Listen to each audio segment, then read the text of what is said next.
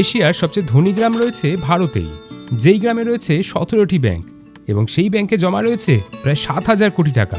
আগে হ্যাঁ, চলুন আজকের এই ভিডিওতে সেই গ্রামের কথা বিস্তারিতভাবে জেনে নিই আমরা। ভারতের শীর্ষ ব্যবসায়ী গন্তব্যগুলির মধ্যে অন্যতম রাজ্য হল গুজরাট। স্বাধীনতার পরে দেশের শীর্ষস্থানীয় সব শিল্পপতির উত্থান এ রাজ্য থেকেই। সেই রাজ্যের সমৃদ্ধি শুধু শহরেই সীমাবদ্ধ নয়, ছড়িয়ে পড়েছে গ্রামেও। গুজরাটের কাছ জেলায় রয়েছে মাধাপার গ্রাম। ভুজের উপকণ্ঠে এই মাধাপার গ্রামের বাসিন্দাদের কাছে 7,000 কোটি টাকার স্থায়ী আমানত রয়েছে। মাধাপুরের বাসিন্দারা কতটা ধনী তার আভাস মেলে এই পরিসংখ্যানে।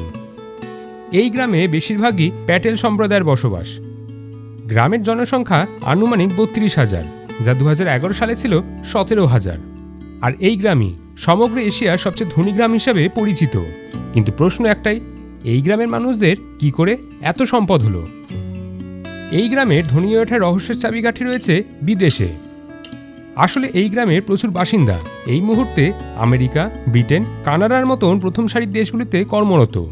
তবে কাজের জন্য বিদেশে গেলেও নিজেদের শিকড়কে ভুলে যাননি তারা, তাই বিদেশ থেকেই গ্রামে টাকা পাঠান, যে কারণে এই গ্রামের এত সমৃদ্ধি।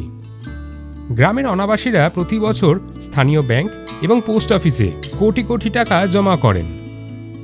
ওই গ্রামে রয়েছে প্রায় 20,000 বাড়ি। এর মধ্যে 1200টি পরিবারই বিদেশে বাস করে, বেশিরভাগই আফ্রিকার দেশগুলিতে। মধ্য আফ্রিকার নির্মাণ ব্যবসা গুজরাটিদের দ্বারা ব্যাপকভাবে প্রভাবিত। সেখানকার জনসংখ্যার একটা বৃহৎ অংশ মাধাপার গ্রামের মানুষ। অনেকেই আবার ব্রিটেন, অস্ট্রেলিয়া, আমেরিকা এবং নিউজিল্যান্ডেও বসবাস করেন। কাছ জেলায় অবস্থিত এই গ্রামে মোট 7,600টি বাড়ি রয়েছে। ছোট্ট এই গ্রামে 17টি ব্যাংক রয়েছে। গড়ে 7,000 কোটি টাকা জমা রয়েছে সেইখানে। কয়েক বছর আগেও মাধাপারের অবস্থা এত উন্নত ছিল না। একসময় এই গ্রামের মানুষদেরও কাঁচা বাড়ি ছিল, কোনোভাবে দিন কাটত তাদের। কিন্তু এখন পরিস্থিতি পুরোপুরি বদলে গিয়েছে। সেখানে হাসপাতাল, স্কুল, কলেজ, বাঁধ সবই রয়েছে। গ্রামের সমৃদ্ধির নেপথ্যে এখানকার অনাবাসী ভারতীয় পরিবার। মাধাপাড়ের রাষ্ট্র ব্যাংকের একটি শাখার এক শীর্ষ আধিকারিকের মতে, অনাবাসী গ্রামবাসীদের বিপুল আমানত গ্রামটিকে সমৃদ্ধ করেছে। এই গ্রামে জল, শৌচালয় এবং রাস্তার মতন সব মৌলিক সুবিধাগুলোও রয়েছে। দেখা মেলে বাংলো, লেক এবং বিভিন্ন মন্দিরেরও, যার মধ্যে রয়েছে সনাতন ঠাকুর মন্দির, মহাদেব মন্দির, বড়লা মন্দির এবং স্বামীনারায়ণ মন্দির।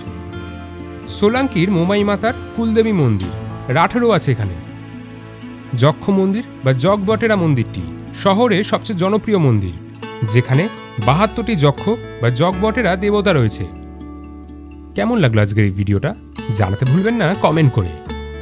নানা বিষয়ের ওপর ভিডিও দেখতে হলে এই পেজটি ফলো করুন।